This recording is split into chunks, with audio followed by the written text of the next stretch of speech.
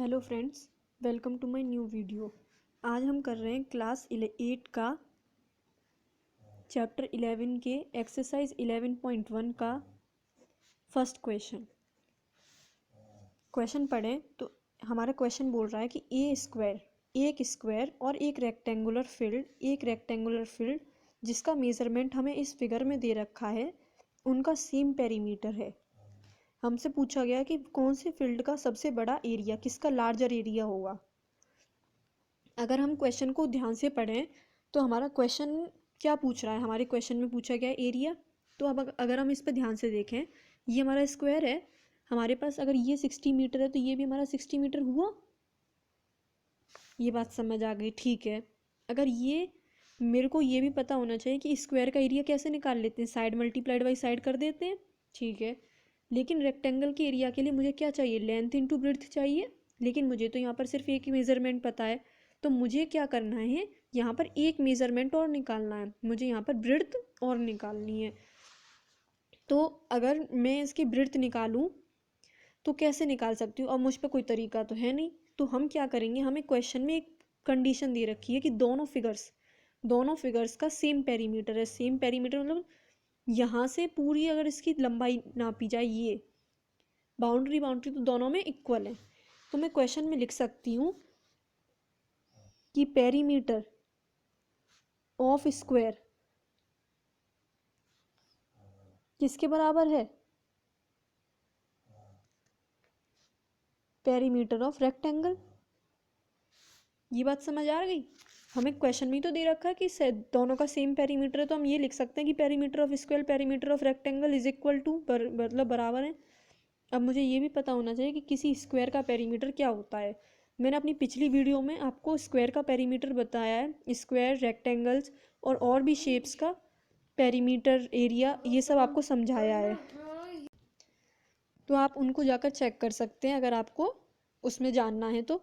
लेकिन अभी हम बता देते हैं कि पेरीमीटर, स्क्वायर का पेरीमीटर क्या होता है, इसकी भुजाओं का सम होता है। 4 भुजाएं तो 4 भुजाओं का सम मतलब 4 साइड्स का सम होता है, तो 4 इंटू साइड हो गया,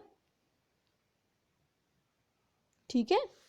और इसका रेक्टेंगल का लूँ अगर, तो ये मैं इसका 80 मान लूँ तो मैं इसको क्या मान सकते हैं, इसको मैं ब्रेड्थ मान सकती हूँ b, ठीक है। ये बात सिंपल है कि मेरे को ये पता है, इसको जानना है तो मैं इसको b मान लेती हूँ।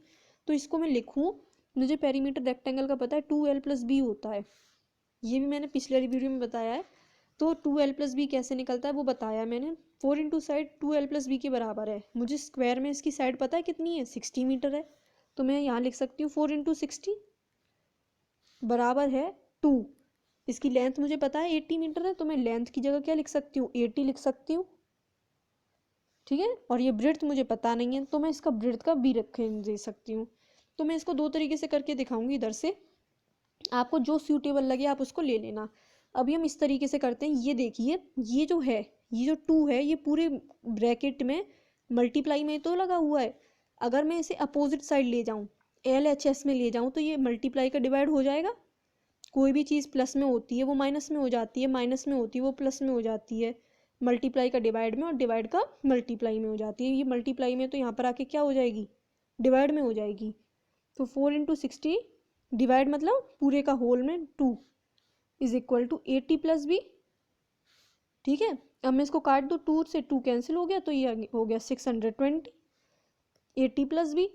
अब मुझे क्या रखना है, हमने अपने एक्सप्रेशन वाले चैप्टर में पढ़ा था, इसे क्या कहते हैं, वेरिएबल होता है, और ये दोनों कॉन्स्टेंट्स होते हैं, तो कॉन्स्टेंट को एक तरफ ले लो। ये 80 यहाँ पर प्लस का ही तो है, इसके सामने कोई साइन नहीं लगा हुआ, इसके सामने कोई साइन नहीं है, तो ये प्लस का है। जब मैं इसको इस तरफ लूँगी तो ये माइनस का हो जाएगा, इज इक्वल टू बी।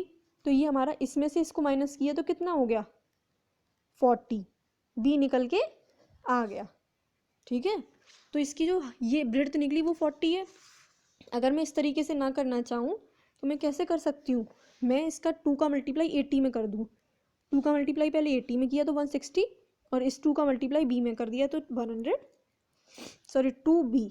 तो मैं क्या लिख सकती हूँ, 4 इंटू 60 इज 240 बराबर किसके, 2 इंटू 80, 2 मल्टीप्लाइड बाई 80 मतलब 160, 8 1 2 16 तो होते हैं, और 2 इंटू बी, ये हो गया 2b। ये क्या होता है एग्जैक्टली हम देखें ए बी प्लस सी होता है हमारे पास, तो हम ए का मल्टीप्लाई बी में कर देते हैं, फिर प्लस का साइन लगा देते हैं बीच वाला, फिर ए का मल्टीप्लाई सी में कर देते हैं। यही तो किया है, 2 का मल्टीप्लाई पहले ए टी में कर दिया, प्लस का साइन लगा दिया है, और 2 का मल्टीप्लाई बी में कर दिया, यही तो हुआ है। अब हम कांस्टेंट को एक तरफ ले लेते हैं, ये प्लस का 160 इस तरफ लेंगे तो 160 का माइनस का हो जाएगा ये, और 2 भी बच गया यहाँ पर। हमारे पास ये कितने हो गए, 80 हो गए, और ये 2 भी हो गया। अगर मैं यहाँ पर ये देखूँ, ये जो कोई भी संख्या हमारे पास ऐसे लिखी हुई होती है तो वो किसके बराबर होती है, 2 मल्टीप्लाई बी के बराबर ही तो होती है। जब ये यहाँ पर मल्टीप्लाई में तो यहाँ पे आके किस में हो जाएगा, डिवाइड में हो जाएगा। तो बी हमारा कितना निकल के आ गया, 40। देखो दोनों तरफ से 40 आ रहा है, किसी को भी फॉलो कर लो, मैंने आपको दोनों तरीके समझा दिए हैं। अब देखो मुझे स्क्वायर में साइड पता है 60 मीटर ये दे रखी है, तो इसका एरिया मैं निकाल सकती हूँ। क्या निकाल सकती हूँ, एरिया कितना हो जाएगा, मुझे पता है साइड इंटू साइड होता है, साइड का स्क्वायर होता है, तो इसका एरिया निकल के आ गया कितना, 3600 मीटर स्क्वायर। याद रखिएगा कि एरिया में हमेशा यूनिट में स्क्वायर लग जाता है, ठीक है। क्यों लगता है कि किसी भी 2 डायमेंशन का जब हम मल्टीप्लाई कर रहे होते हैं, 60 मीटर का मल्टीप्लाई 60 मीटर में कर रहे होते हैं, तो मल्टीप्लाई मीटर का भी तो होता है, तो मीटर मल्टीप्लाई मीटर कितना होता है, मीटर स्क्वायर हो जाता है, ठीक है। और मैं अगर रेक्टेंगल की बात करूं, मुझे रेक्टेंगल में लेंथ दे रखी है, ब्रेड्थ मुझे पता चल गई है, तो लेंथ 80 ले लो, ब्रेड्थ मैंने 40 ले ली।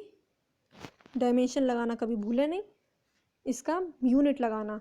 तो इसका एरिया कितना निकल के आ गया, लेंथ इंटू ब्रेड्थ होता है, तो 80 इंटू 40 मीटर स्क्वायर कितना हो गया, 3200 मीटर स्क्वायर। अब देखो क्वेश्चन में क्या पूछा गया था कि which field has a larger area, इसमें से किस फील्ड का लार्जर एरिया। देखें इसका एरिया 3600 मीटर स्क्वायर आ रहा है, इसका एरिया 3200 मीटर स्क्वायर आ रहा है, किसका एरिया बड़ा है, स्क्वायर का ही तो एरिया बड़ा है। तो हम लिख सकते हैं the square has a larger area, ठीक है।